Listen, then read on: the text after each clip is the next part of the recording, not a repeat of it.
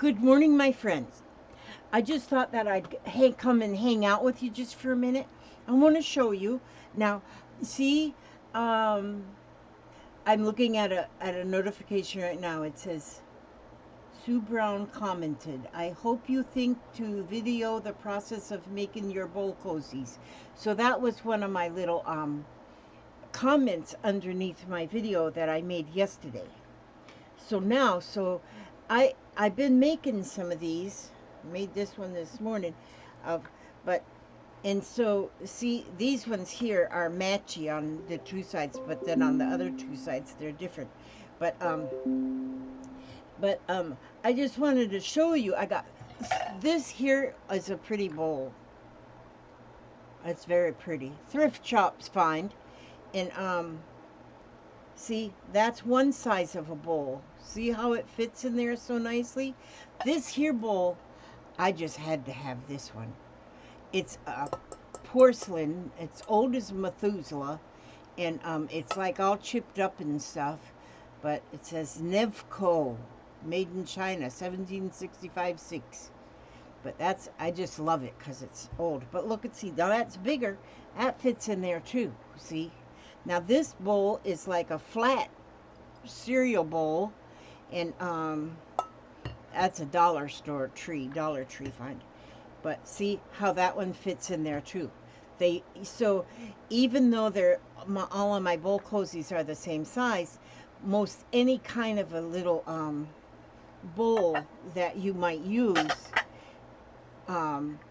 is good. Now and use them for, I don't know how many people are like us, but a lot of times we just go get us a bowl of soup and put a bowl of soup in there and hold it this way and then eat while you're sitting in your lazy chair. Yeah, we're kind of weird. But then this bowl, this cozy, keeps it from burning your hand. But also, these work for if you're eating something cold. If you have like a bowl of ice cream or a cereal, that's cold, then this is still good. And then you can use them even by themselves. If you're just going to have some crackers or some potato chips or something and sit there and watch, put some popcorn in there, just into the cozy itself. Because you can put these in the washing machine and you can wash them all up. And then they're reversible, so you can have whichever on the inside that you want. I like them berries on these ones. And so you can use either way you want. And but like and then you can wash them and you can dry them and in the dryer. Some people just hang theirs on the line to dry, but you don't have to. They'll go in the dryer just fine. They say if you hang them on the line, then they dry more in shape. But if they get all crumbled up like this in the dryer, then you can just kind of just poke them out and get them back into shape. See, so there the shape will be. Now, these can actually go right in the microwave, not with that metal bowl it couldn't. But if you have a microwave safe bowl, you can put this whole thing in the microwave because the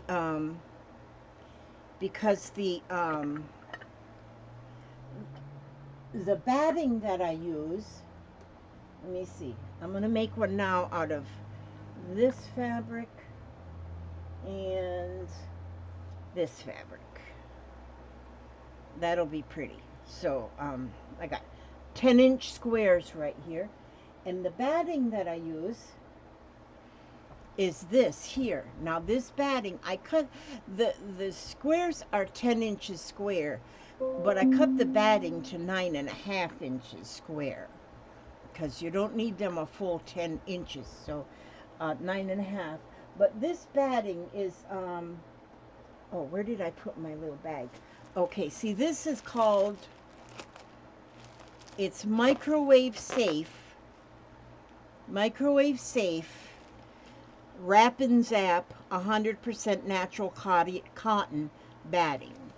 And so this actually is perfect for microwavable products like insulated potato bags, casserole warmers, and more. Great for steaming potatoes and vegetables. Free pattern on the back. Okay, so I'm going to be making some of the little bags too.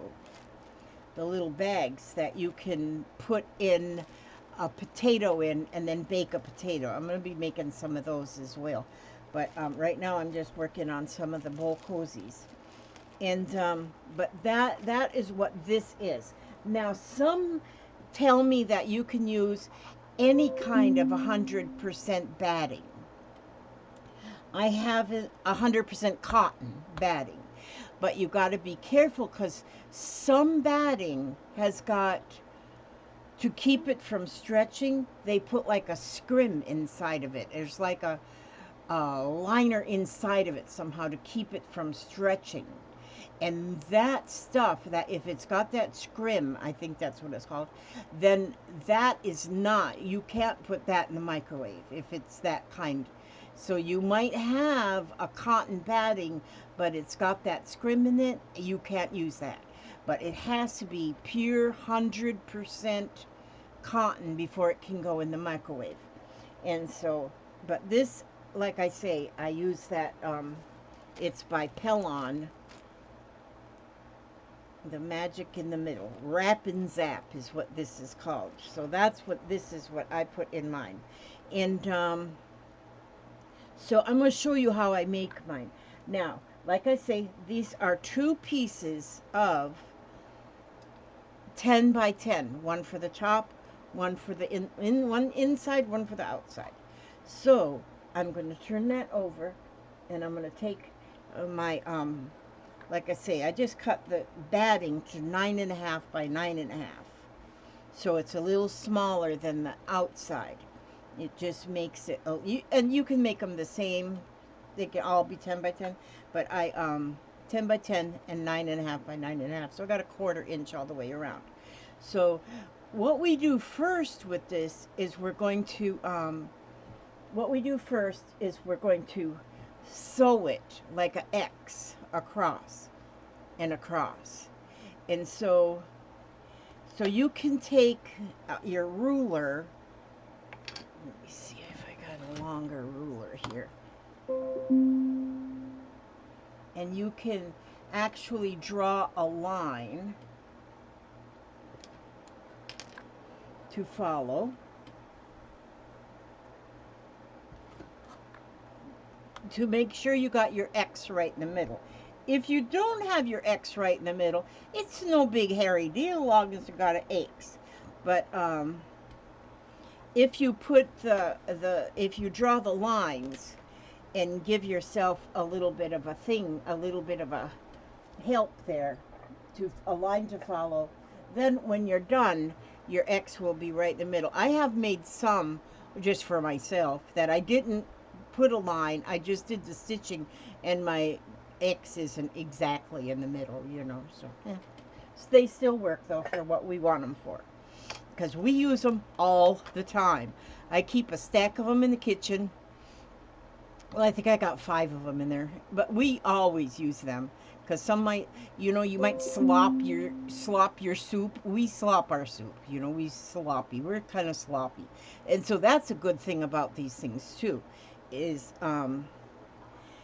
that if you kind of do a little bit of a sloppy job there, if you wiggle and it spills over on the side, then it gets absorbed in your little cozy, and then you can just wash it off. Okay, so I'm just put 2 pins there to hold that, and then I'm going to go over here and I'm going to stitch along that line. I'm just going to make my X along the line, and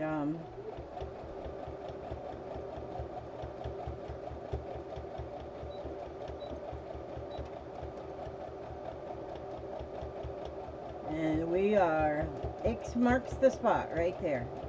But I love these. And now another thing, if you put something in your microwave that is not 100% cotton, it could be dangerous. It could be dangerous. Let me tell you why I know this. Because my hubster, who thinks he's the smartest person on the planet, well, at the time he did. Now he knows better. But he one time he was working in the yard, and we have certain times of the years around here, we have these little bugs that's called chiggers.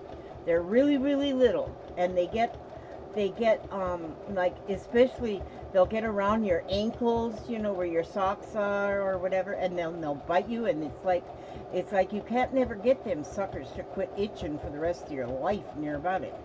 And so he said, well, I'm gonna put my socks in the microwave and it'll kill them chiggers. So I don't know what he was thinking. Well, at the time, I guess I wasn't too smart either, because I didn't tell him not. I didn't tell him to not to, and so he put them socks in the microwave, and I think he put them in there for 5 minutes. I don't know why. I think it was 5 minutes. But I looked at the microwave, and I looked in there, and holy smokes, looked like the fireplace. I said, holy smokes, something's not right here, because them socks was on fire. They were on fire instead of inside the microwave. It didn't wreck the microwave, it made it all sooty, so then I had to kind of wash it, But we learned then, and see, and they were cotton socks. We always buy cotton socks, but there is elastic. There's some like latex or something, or Playtex or whatever they put in there to make the top parts of the socks to stretch. And that's what caught fire. But yeah, that was kind of long. We learned from that. So I'm careful what I put in the microwave.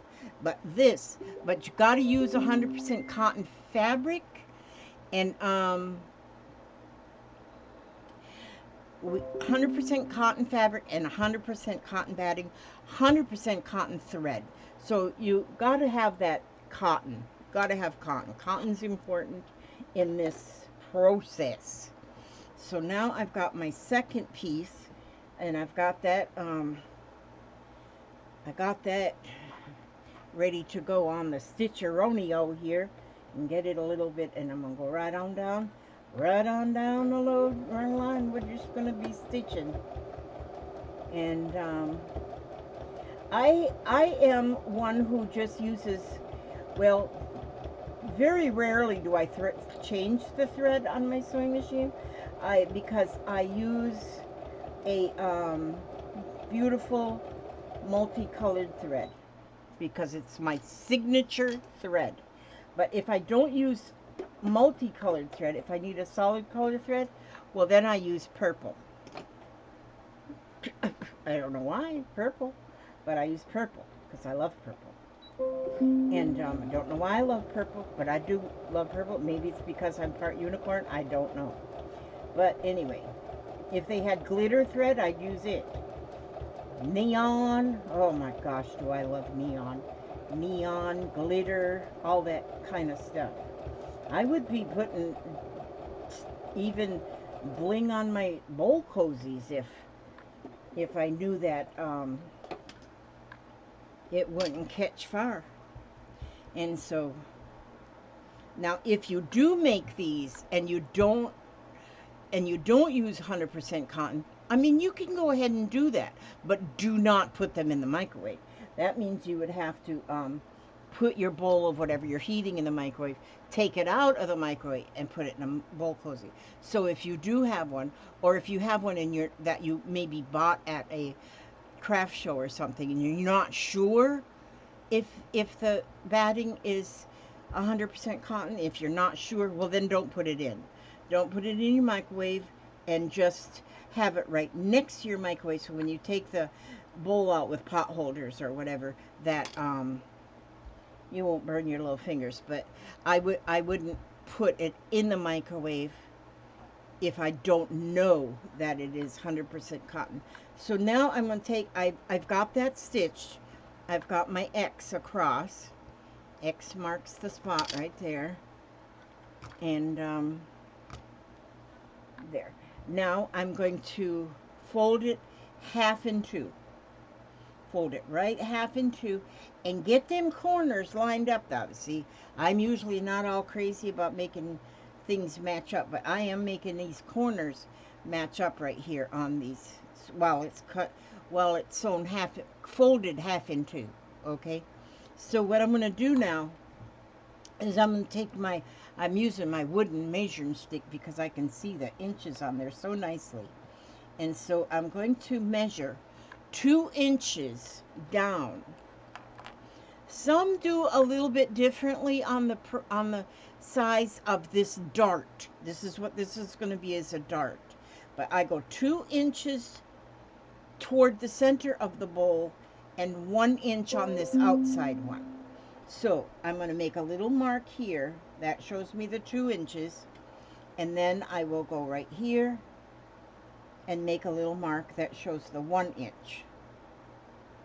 Okay, and then I'm going to go over on this side. I'm going to do the same thing. I'm going to do the 2 inches right there, and then I'll go over here and I'll do the 1 inch right here.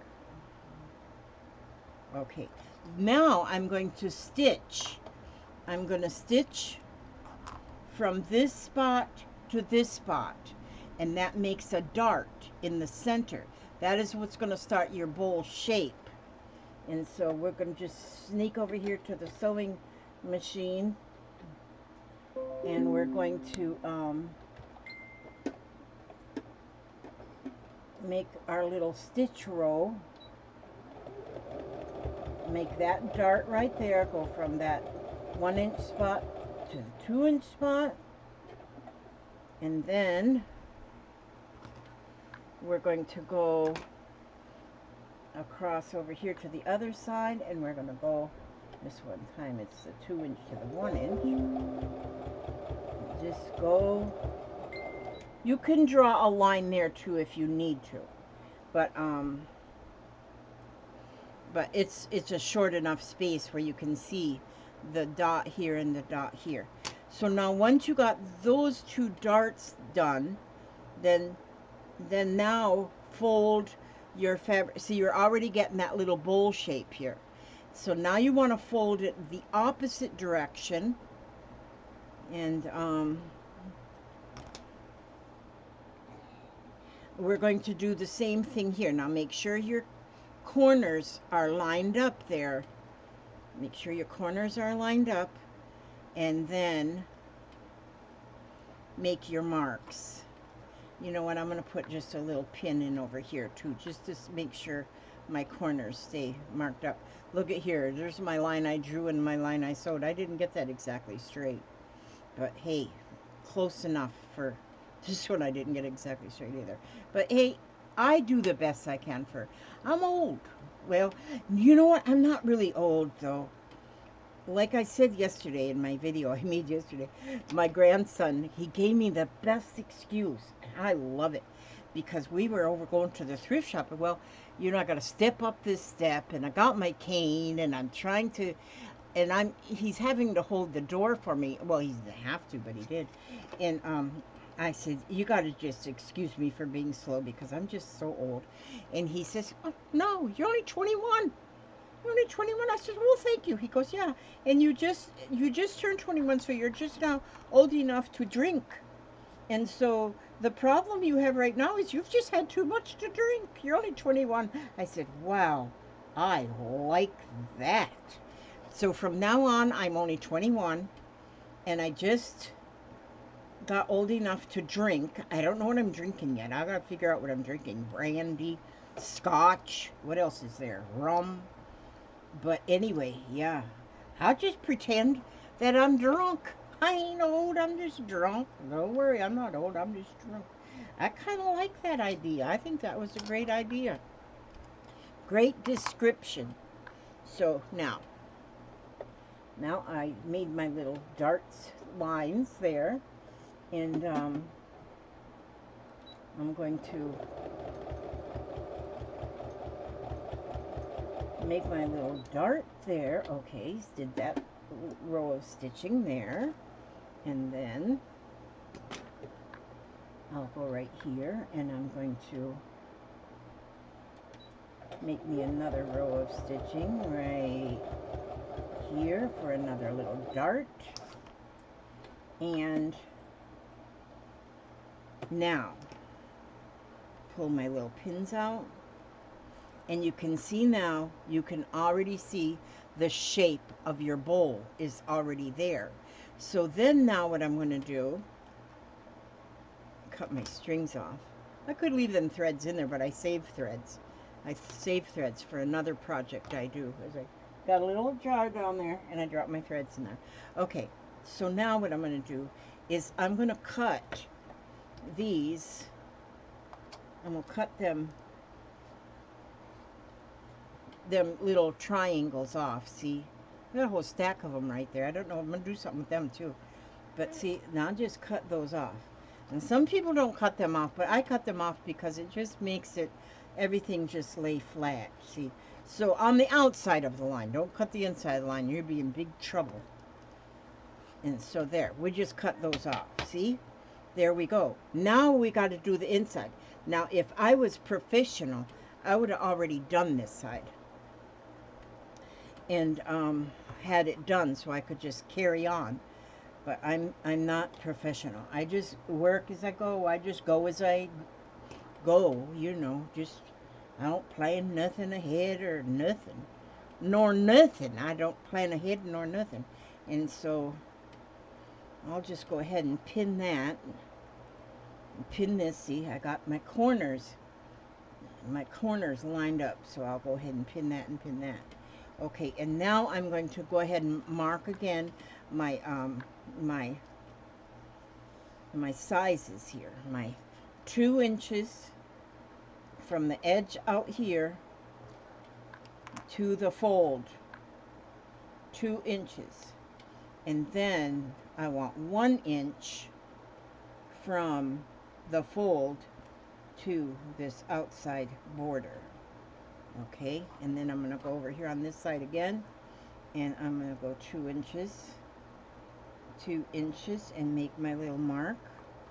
And then I'm going to go 1 inch and make my little mark.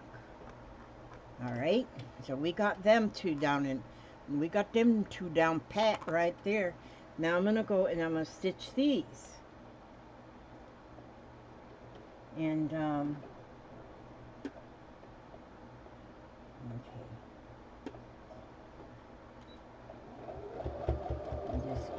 And just go straight over to that other spot that you drew on there with your ink pen. I'm just using it's just a roller ballpoint pen. That's all I am using, but it's kind of like a little bit of a felt tip, I think. I think it is. No, it's ballpoint. So it's not a felt tip. But you can, anything that'll write on fabric. And you're not going to see this inside anyway, you know, so you can sign your name even. Yeah. Okay, see there. And then these goes together pretty quickly, see? Now I've got those 2 darts put in. So that's the start of the bowl shape. Now I'm going to fold this way. Fold this way. And then I'm going to pin, make sure my corners stay put right there. That's what I should have known this when my kids were little. If I tell them stay put, I should have pinned them to the couch. I don't know. If I set them on the couch and say stay right there, I should have pinned them. That one. Some of my pins aren't all that sharp. Ow! Now I put. Oh, this one's kind of. Well, anyway. Maybe it's just this. Okay, and so now I'm going to. I got those corners matched up. So I'm going to get my ruler. Smokey's friends don't play with matches. A rule to prevent forest fires. Well, that's good. That's good to know. Don't play with matches. Okay, so now I will mark that at the 2 inches right here. And I feel like I'm repeating myself, but hey, that's okay. I repeat myself anyway, a lot, because I'm 21 and drink too much. My daughters will tell me, or my son, they'll say, yes, Mother, you already told us that. I said, well, I don't want you to forget, so I want to repeat things. Yeah. But yeah, that's all good. So now I'll measure this at 1 inch. over here, 2 inches on the fold, 1 inch on the not fold. There we go. And I'm going to give that a little stitcheroo over here. See, it's going pretty quickly, actually. It's going really pretty quickly. And I'm going to go there. I got that line a little crooked, but it's not going to make no big hairy deal. If it's like not perfectly straight. It's not like you're building a bridge. Now, when you're building a bridge, they better not make any mistakes building a bridge, because that bridge will collapse. Oh, man, did you all hear? In Miami, I can't believe, I haven't heard today any updates, but for some crazy reason, they had an apartment building, 12 stories of an apartment building, not the whole building, but just part of the building just collapsed. And the last I heard, they were still looking for people in the rubble. Oh my gosh, all these apartment buildings. And it was, I guess it was close to the water, you know, Seaside or something was the name of the town. And oh my gosh, that just breaks my heart to hear that happened. So I don't know why. It wasn't that old of a building. I mean, it was, I think it was 40 years old or something, but even still 40 years old, it shouldn't be collapsing. Oh, on itself. That just broke my heart to hear that. Oh, I got it now. Yeah, so I haven't heard yet if they've, there was something like 99 people not accounted for, and they were looking for those people, but they were saying they were hearing noises in the rubble, so they're hoping that they can find survivors. Oh, I hope so too. Survivors. I hope they find them. Doggone it. That just breaks your heart, you know, because you know there's families living in the apartments, children's living in the apartments, and then the family members that don't live in the apartments, but they haven't heard from their family members. It's just all sad. Okay, see now? Look at that. Isn't that pretty, that blue? It's all blueberries. And then here, it's berry patch. So now what we want to do is we're going to, okay, see how this one, I've got this one turned to, I can see the fabric, and this one, the fabric is underneath. So when I put them together, the fabric is kissing the fabric. The two fabrics are together. So now I'm going to pin these. Make sure I have my corners together. Make sure I have my corners together. Usually on all my raggedy things I make, I'm not one for real measuring, but for these, yeah, I'm measuring. Well, I'm trying to get things, you know, kind of, sort of, all good, so I look like I'm sort of professional. Yeah, sort of professional at this. Okay, and then I want to go and put a pin at the darts and kind of make sure that they're together.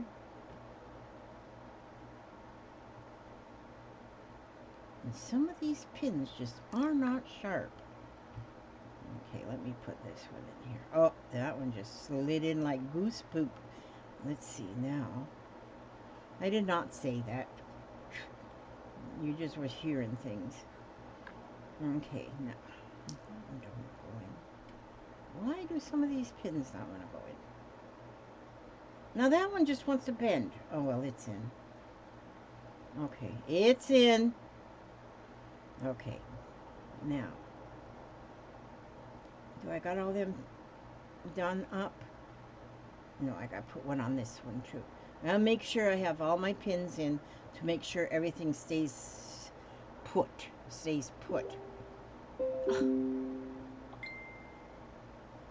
Okay, that same little notification keeps popping up. Sue Brown, I'm making your video right now. See, it keeps poking up. I hope you think to video the process of making your bowl hoses. It just notified again. I don't know why it keeps doing that. I guess it's like reminder, reminder, reminder. But anyway, so yeah. So now what I'm going to do, I'm going to, now that I've got these pinned together, see, so I got, you can see on both sides the batting. Now I'm going to start sewing like right here and go around this corner and go all the way around till I get to about right here. So this part will be open. See, but I want to make sure I get my corners sewn and my the middles here sewn. And so that's what I'm going to do first. So now I'm going to go and I'm going to put my machine at, get my needle poked all the way over to, yeah, over to the left. And that way I've got a 1/2 inch seam. Or maybe it's 5/8. No, it's a 1/2 inch. Okay, because I want a 1/2 inch seam all the way around. Oops, let me get farther up here. Okay, I can pull this pin out, and I'm going to go and get that started in there. Make sure my thread don't come out. Okay, that one. And then get to the corner, stop, pivot the fabric, and then go.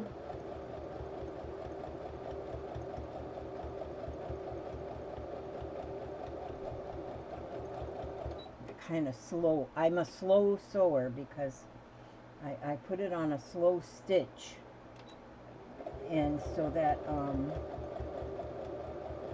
when I get down there to that little bit of a V, I want to go ahead and move that fabric and pivot it a little bit again. Although you could just kind of round it, it wouldn't be the end of the world. Pull this pin out. And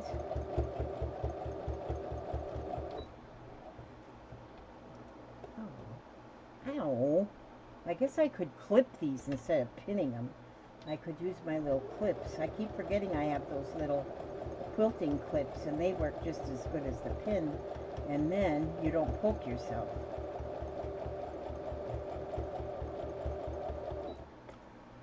So yeah, I should use those. My friend sent me a whole box of those little pin clips. And then, wait a minute, went a little too far, couldn't get my pin. I got my pin. Okay, now,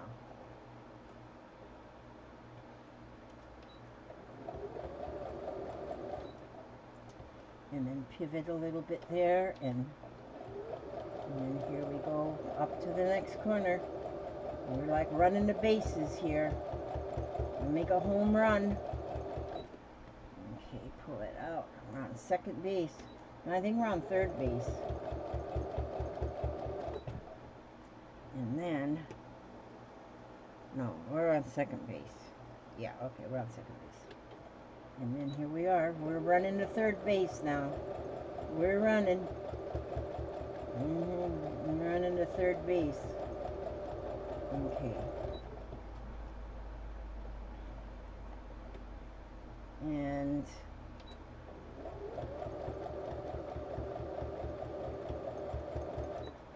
let's pivot that just a little bit. And now we're going to fourth base. I don't think I got the bases right because I don't think there's fourth base. Unless you sew like I do, then we're on fourth base. I don't know. Good grief. Now, and then pivot. Oh. Yeah, we're only on, what are we on here? Here. First base, second base, third base. Okay. Now we're going to fourth base. No, there is no fourth base. And now we're on our way to third base. Gosh. I get thinking about Abbott and Costello. Who's on third? I don't know. So, I don't know how I get all confused like that. Oh, because I think I was counting my middles too. My halfway mark. Okay, that's what my problem was. So now, okay. Now let me see where I'm at here. I'm at the last corner, whatever base that is. I used to play softball. I did about the same as I'm doing here. Gosh, I can't believe I used to love playing softball. I used to play softball when I was no, what? Oh, no. You know what I did? I was not paying attention in class. I wasn't paying attention in class. I was thinking about running the bases. But you know what? I just stitched this whole thing shut. Now, that was not supposed to happen. I had to go get my seam ripper. I'll go ahead and pause this while I get my seam ripper because I make the mistake. There. Okay. I had to go over to my sewing box and get my seam ripper. Always have a seam ripper because you never know when you're going to make a mistake. You just run your mouth. I got the whole thing sewed together. I can't be opening it up. I can't be fixing it. I can't do what I have to do if the whole thing's stitched together. Okay, so let's see. Well, I guess it doesn't matter where I open it now. So I'm going, oh God, and I have such a small stitch on here. Okay, but anyway, I'm going to go ahead and get this. I got to rip me open a part of this seam. I got it stitched all the way around so I don't have no place to turn it the right way. Okay. Once I get the first stitch broke, then the rest of them pretty much go pretty good. So, now, let's see. I think if I do this correctly, I was supposed to just stop and start all over and do it correctly, but no.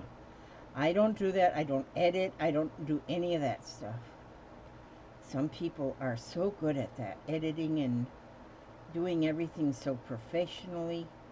Well, in my life, I'm too old. I'm too old to do that, to start that right now. And so now it's, I am who I am, and this is how I do it. Okay, so I got to make my little hole. See, I got to get this taken apart here where I stitched too much stitching. I went around. I think I went to fourth base five times. I don't know what I did. So, but yeah, I used to play, because, see, I used to work over to the elementary school. I was like, when my children were like little, so I was kind of littler too. And, but the teachers had a team, the teacher team on the softball, or a softball league in our town. And so I was on that team, although I was also, gosh, I was young. And see, I didn't really work. I did a lot of volunteering at the school, except for when I could be a substitute teacher. Then I got paid, so I was like an employee. So I was sort of like an employee. Or sometimes if kitchen help, somebody called off, they'd say, Elizabeth, could you do kitchen today? I'd say, oh yeah. They'd say, go punch in. Oh, good. Okay, now I got this much of it open. But what I'm going to do is I'm going to go back to the sewing machine and give that a little stitch there, just so that isn't going to tear open any further when I start turning this thing inside out, or outside in. No, inside out. Well, that didn't do no good because I just pulled a thread out of my needle. Well, then I'm not going to worry about it then. But yeah, I used to, and man, I was such a good runner at the time that some of the teachers were a little bit elderly. I know how they feel now. But see, now what I'm doing is I'm turning the whole thing inside out so that I see the pretty fabric because I do not want to look at that batting. And so anyhow, some of the teachers was a little bit elderly because they've been teaching for like forever. And so they couldn't run fast. I don't know if it was because they couldn't run fast or if maybe they had bladder problems. Now that I'm old, I know about these things. And so, but I would be the runner. I would be the runner. So if Miss Audette was up there and she was batting and she hit the ball, then I would run for her. I was right there ready to run, and I would run. And I was a good runner, man. I was running fast. And so, oh yeah, that worked good. And so, yeah, I had so much fun. That was fun being on the Teachers League. And even though I wasn't really a teacher, I was a substitute. Now you can't be a substitute teacher unless you got some kind of a AA degree or something. But at the time, you know, when you had to sub, they just had, teachers always had a sub packet on the desk. So you got in there and got the packet, which kind of always had the diagram of what child sat in what desk, so you knew which one to yell at. No, I didn't yell at them really, but see, I take my scissor, or you can take like a knitting needle or something, and you can poke in here. But you got to be careful, because I'm just trying to get my square corners to be like in a corner shape. But be careful you don't jab them all the way through, because then you'll have a hole, and you don't want any holes. Yeah. But to be a substitute teacher, you just had to go and get the everything was in the folder. The map of who was what, and maybe a little notes of who the troublemakers were, or maybe one that, you know, just little notes. There's just little everything you needed for the day. I used to love doing that. I loved it. I wanted to go back to school and become a real teacher. Well, I did become a real teacher later on, but my real teacher was when I was a real teacher, I was still not like a real teacher, although I was a real teacher. What am I talking about? But anyway, my real teaching experience was I was teaching at a Christian school, and a private Christian school, and you just had to go to the Pensacola Christian College to learn how to teach the Abeka program, and that's what I did. And so I was certified in that, and then I had to be certified by the county too. So I was a certified, but I wasn't like a degreed. Okay, see, now look, you see that? What do you think about that? See how that's looking nicely? So now what I did was I went and I took that opening right here, and I just kind of folded it in, and I put 2 pins there. And now what I'm going to do is I'm going to go around and I'm going to top stitch it all the way around. That will close off this little place, and then it will put a little top stitching on the whole thing. God, oh, I got to rethread my machine first. So give me a minute. Just give me a minute here while I rethread, because I pulled my thread out my needle, and but this has got an automatic threader on it that works really good most of the time. And so, wait a minute. Let me get it. You see, you gotta get it in this little hook. I get the thread in the little hook, and then get the needle into the little doohickey, and then put the thread up like this, and then pull it through. And it didn't come through. Come on, go through. Be nice now. You got it? Oh, that's right. I forgot you got to talk real nice to your sewing machine. Okay, okay, come on. Let's be nice. Let's be nice. It still didn't pull it through. Come on, thread. Come on. Something's not going right here. We're having a little trouble. Technical difficulties. Hang on for a second. Okay, now. Okay, I gotta pull it up a little bit like this. I did not eat my Wheaties this morning. Maybe that's not in the... Oh yeah, it is. It's in the needle. Okay, now let's try it. Scene 1, take 11. Okay, wait a minute. Scene 1, take 45. Okay, here we go. We're getting the needle threaded. Okay, it's going to work this time.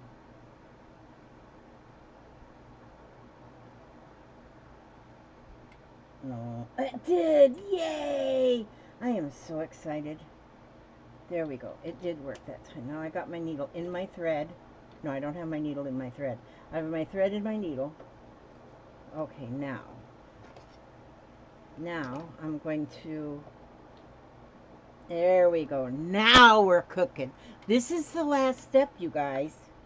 And so, and when you do yours, you'll go along a lot faster than I am, because you guys are younger and smarter. Okay. So now, here we go. Now we're going.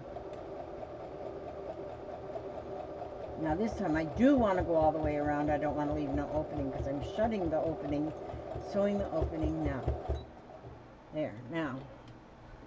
Okay, we're going to call this home plate right here. So now we're going to first base.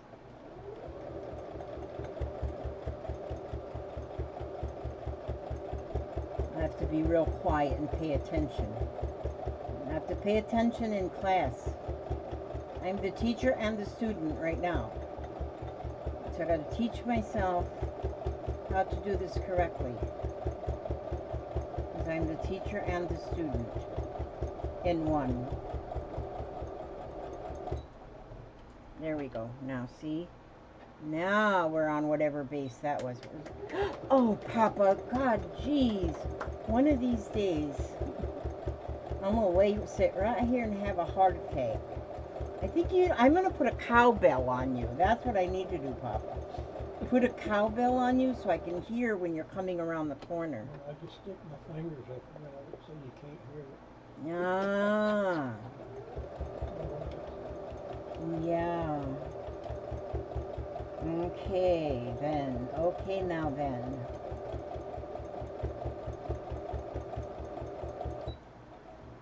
And then, oh, now we're going to, well, I don't know what base we're on. I think we're on second base or third base. We're going in for a home run.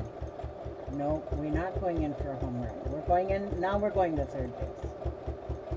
Okay.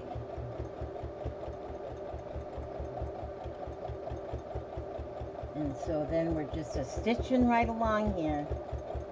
Oh my God, my nose is showing. I just looked over at the screen and you all can see my ugly nose. I'll be glad when I have this removed. Because this, and let me tell you guys, watch your noses in the sun. This is skin cancer. That is skin cancer. And it's got to the point where it does not heal. It will crust over, but then the oil from my skin will cause even the crust to come off. Isn't that gross? And then it'll start bleeding again. So I try carefully not to remove the crust.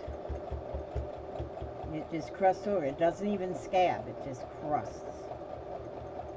And I don't go till August before they can get me in to get that taken care of, which I figure I've had it this long.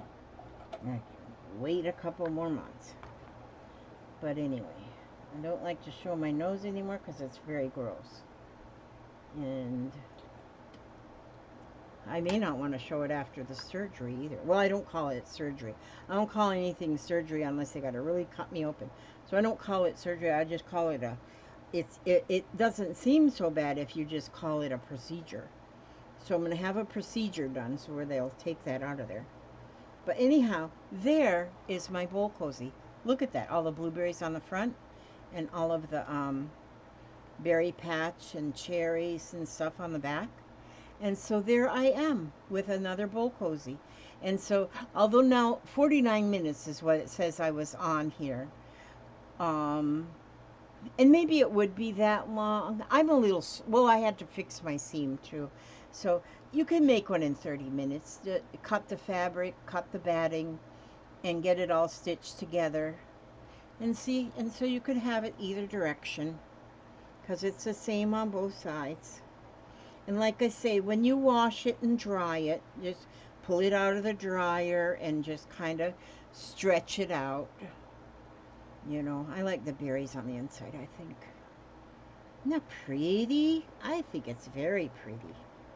So I'm going to be making some more of these, and I think I'm going to put them up on Etsy as a, as pairs, like two, so you can have one to use and one to wash and one to wear.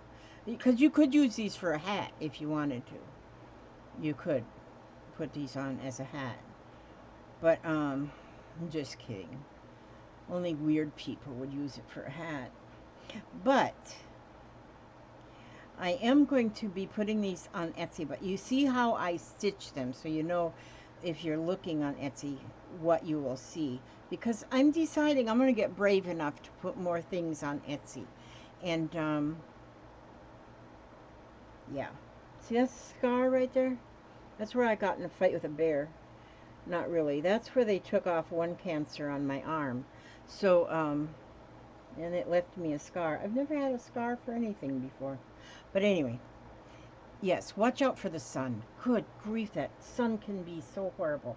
Okay, so that's done. So now I'm going to read, You Are Stronger Than You Know, Words of Hope and Encouragement for Someone Living with a Chronic Illness. This here book was sent to me 3 years ago by Cindy Utter, and this book is well read. I have used this so much. I love this. And like I've said before, for someone living with a chronic illness, and that doesn't mean that it has to be you with a chronic illness. It might be that you have a child with a chronic illness, or you might be taking care of a parent with a chronic illness. You might just have an aunt that's got a chronic illness, and or you yourself might have a physical or emotional chronic illness. I mean, because there is chronic illness all around us all the time. And so, but you are stronger than you know. And each one of these writings in this book gives us gives us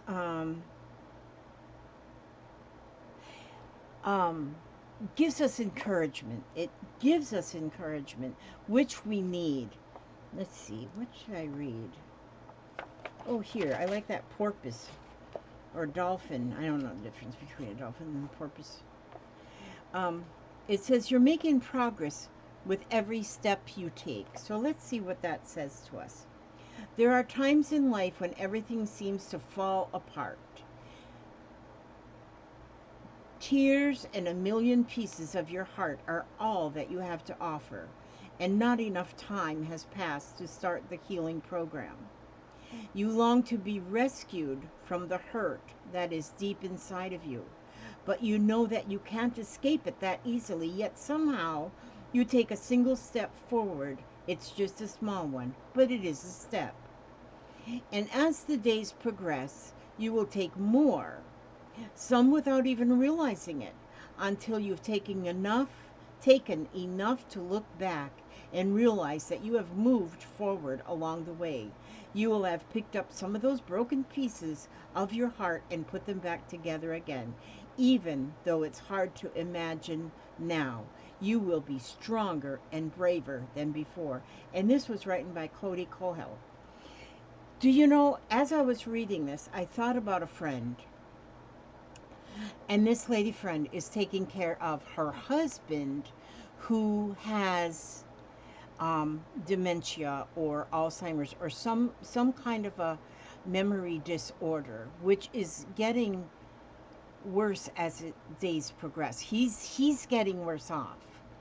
And this is what I talk about, that a chronic illness doesn't have to be you. The chronic illness can be someone that you love.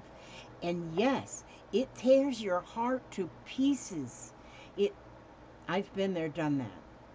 It does. It tears your heart to pieces. And you are, you, the caregiver or the family member, are just as much a victim of this illness as the victim of this illness. And so always know you're making progress with every step you take. At the end of the day, maybe it was an easy day or maybe it was a really rough day, but at the end of the day, it is the end of another day, and tomorrow's an all brand new day. And and and and here it says, but it is a step, and as the days progress, you will take more, some without even realizing it, until you've taken enough to look back and realize that you have moved forward. And so it's hard. You have them hard days. Those days are rough. But along the way, you will have picked up some of those broken pieces of your heart and put them back together again. Even though it's hard to imagine now, you will be stronger and braver than before. And I can say personally that I took care of my late husband, who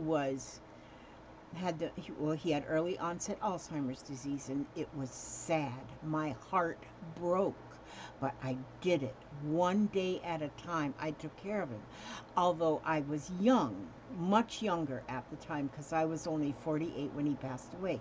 So I was younger and had more strength and stamina to take care of him. But you know, now I am so happy that I did. And I learned and I grew stronger from what I was able to do. And not only just in myself, but I understand more even about people with a chronic illness. And so it doesn't have to be yourself that's living with a chronic illness. It just can be you are part of that family or part of that circle of friends. And just know that you are stronger than you know, and that strength is there. It is there. It's just got to come to the surface, and it will. Okay, man, I can go on with this sometimes. Sometimes I think now that I am older, and when I was taking care of the elderly, I was the activity director with elderly and with a lot of dementia, and well, they called it what do they call it? Memory care units. And I used to every month have to do a little at our meetings. I always had to make a little something. I had to get up and speak about activities with the elderly that everybody could do. So I could do that. I now feel like I could do better now that I am dealing with the aging process personally. I think I could do better now at speaking to the staff about aging and about, well, I need to hush up and I could just keep going on. But anyway, yeah. But you know what? I ask God to watch over you. Every step you take, every move you make, and bring you back safely, happy, healthier than you are today. I want you always to be healthy and well fed and happy and smiling and all of those stuff. But anyway, God bless you, and I will see you on the next video. On the next video. Oh, here's the mouse. Here's the stop. Right at an hour. Oh my. Oh my.